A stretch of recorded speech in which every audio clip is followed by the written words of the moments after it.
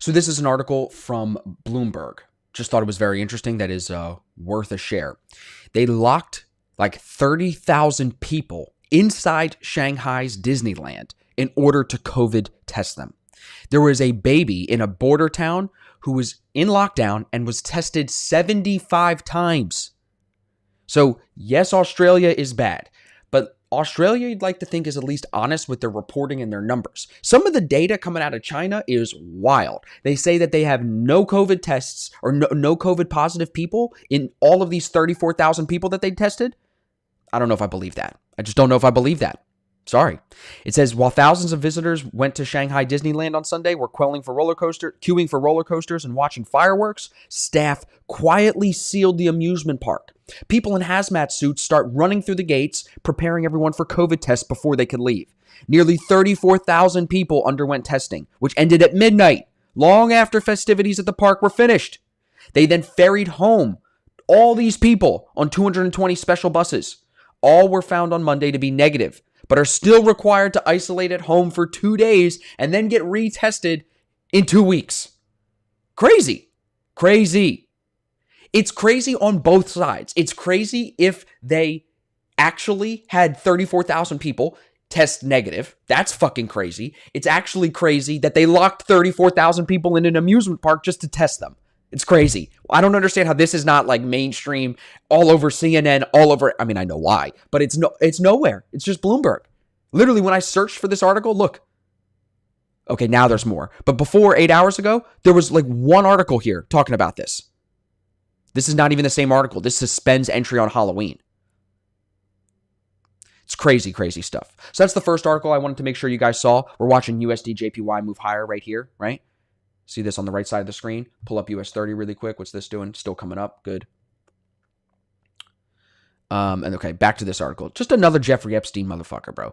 Barclays Bank CEO Jess Staley quits after Jeffrey Epstein probe. Probably not the best thing to do if you're innocent, bro. If you didn't do anything wrong, don't quit. Hold your ground. Defend your stance.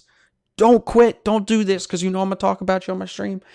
It says the bank said in the investigation that they had not found that Staley saw or was aware of any of Mr. Epstein's alleged crimes. Bullshit. Excuse me. Got this crazy cough in here. This guy, I can't even say that name. He's known as Venkat, will take over as chief executive with the immediate effect, subject to regulatory approval. Barclays and Staley were made aware on Friday evening of the preliminary conclusions of a probe by the UK's FCA and the Prudential Regulatory Authority. It added that the investigation into Mr. Staley's characterization to Barclays of his relationship with Mr. Epstein and subsequent description of the relationship in response to the FCA. In most of those conclusions, Mr. Staley's intention to contest them, the board and Mr. Staley have agreed that he will step down from his role. So he's going to step down in order to contest it. The bank said the investigation makes no findings that Mr. Staley saw or was aware of any Epstein crimes, which was the central question underpinning Barclays' support for Mr. Staley following the arrest of the Epstein in 2019. Staley's links to the dead financier have been the subject of an investigation by the UK's financial watchdog and the Bank of England's regulatory authority. Barclays said that the regulatory process still has to run its full course, and it's not appropriate for Barclays to comment further on the preliminary conclusions. But again, I'm not an idiot. Maybe I am. But if it was me and I didn't do anything wrong, would I step down? No. I'd be like, hey, everybody, do your research. Check me out. Google it. You won't find anything dirty on me. No one's going to be able to come out and say anything dirty on me because I didn't do anything. That's what I would say, and I wouldn't leave. This guy said, I'm not going to make a public statement. I'm going to just quit. The bank's going to make him step down so they can do their own investigation. Now, guaranteed this gets blown under the rug. Guaranteed you will not hear about this story or this guy again for a very long time, if not ever again. And that's just sadly how things work. Like, look at Ghislaine Maxwell. Is anyone talking about Ghislaine anymore? No one. No one knows where she is, what's going on. The prison that she was held in had a bunch of infrastructure issues. Did they move her? Is she still, like, these stories that are important seem to always get blown under the rug. Just interesting. So I wanted you guys to see this as well. You got another guy tied up with Jeffrey. You've got this story here about them locking 35,000 people in fucking Disneyland. It's just a crazy, crazy time to be alive, man. And I'm out here in Florida without a mask, without a damn thing, and no one would think for a second, let's look at Florida and see if they're all dying. In fact, when we look at Florida, they have the lowest COVID cases in the country, and they're not doing masks. They're not doing mandates. So should we reconsider? No one is saying that. Isn't that not crazy to all of you guys? I haven't died yet. No one I know has died yet. Yet we have the least amount of restrictions on our businesses, on our human beings, everyone. No restrictions here. Even in fucking Puerto Rico, they're spraying my hands with rubbing alcohol in the Uber. These people might as well be drinking bleach. Like, you're that worried about this? At this point, we're this far deep with the data that we have, and you're still doing that? You need to show a vaccination card to sit outside at a restaurant in Puerto Rico. Right, like Evan just said in the chat. But we'd all rather talk about Gabby Pepito, like she's the only girl that gets kidnapped and killed by her boyfriend, right? We want to act like that is a rare occurrence instead of focusing on the data that actually shows this COVID thing is not as bad as we thought it was originally. Do you guys remember back when this started? It's going to kill 1 out of 4 people that get it, guaranteed. It's going to kill 1 out of 6 people that get it, guaranteed. Bro, it's not true. It's just not true. Not in any age group. None of the things that they said were true are true, but they just distract you. And then the bigger stories, like the Jeffrey Epstein guys, the guys that are tied in with the real big money in this country and in the world, they get blown under the rug. They don't want you to think about that. They want to feed you the fear instead. And YouTube will probably keep not suggesting my videos because of me talking about this. And I just can't help but share my honest feelings. My YouTube revenue, I told you guys last week, is the lowest it's ever been. As I've started to stream more, get more viewers, I am making less money on YouTube. Now, I'm not making a ton of money from the beginning anyway. I don't do YouTube for the money. And I will still say that forever because it's just the truth. I still think it's pretty fascinating that I make less money now that I stream more, reach more people. Based on the analytics, I make less revenue because people don't like when I talk about this stuff. No, Evan, no Trump DeSantis, bro. No. Let Trump be president. Let DeSantis stay here and let him be my governor. Do not take DeSantis from me. I will fight a motherfucker to keep DeSantis here. I swear to God.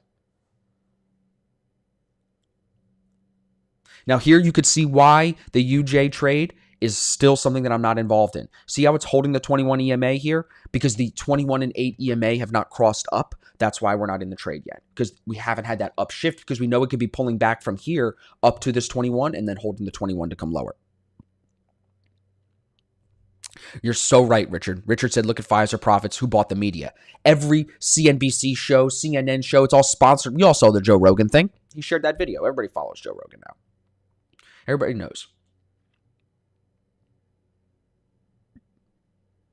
All right, so you got that volatility at the open. The volatility, in my opinion, now as we're 15 minutes in, slows down a little bit. Once you get an hour past market open, when you get to 10:30, it's like dead. There's some times where there's moves, but it's very dead.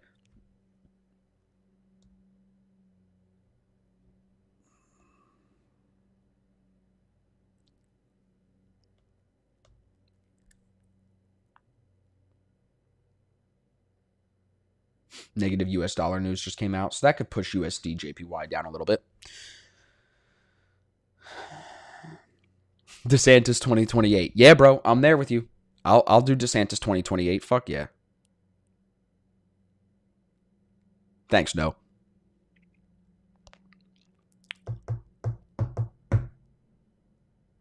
I feel like we live in a fucking video game, bro. Like like literally. Like the people making the decisions act like we don't know what's going on. You know what I'm saying? And it's funny because the majority of people are open-minded enough to know what is probably going on to the point where at least they all agree that what is being told to us is not what's actually going on. That's more than enough. That's all you need to know that you don't know. Does that make sense? You know? And then knowing that you don't know opens up all the possibilities of what actually could be going on, which is even scarier sometimes. All right, so we're going to watch UJ for another 15 minutes. Bitcoin's not really moving much. US 30. So eventually, everybody, I'd like to be able to confidently come on here and trade US 30 at the open with you guys behind some type of a strategy that we trade together, you know, like really trade together during these live streams. Randy said I got him cracking up. Yo, if I got you laughing or if you agree with what I'm saying, just hit the thumbs up button and maybe share my feed if you don't mind with people that you trade with or somebody that you know that doesn't watch my feed. That's the only way I'm going to continue to reach more people because YouTube's going to blackball me, bro. They're going to keep delisting my videos, unsuggesting my videos. Richard, I feel bad. You guys don't have anybody in the UK that's like DeSantis. You guys need a power player like DeSantis. We'll put DeSantis on loan to you for $242 million. All right. Like, isn't that how the soccer teams do it? Arsenal will take loan, you know? Yeah, I see the 1 minute divergence you're talking about, Nick, right here on top, right off the 21. That could definitely send this down. Yep. See if it'll break the structure here. Higher lows, higher lows. If it takes out one of these two prices here, especially if it takes out 114.12, then I would say it's definitely coming lower, bro, for sure.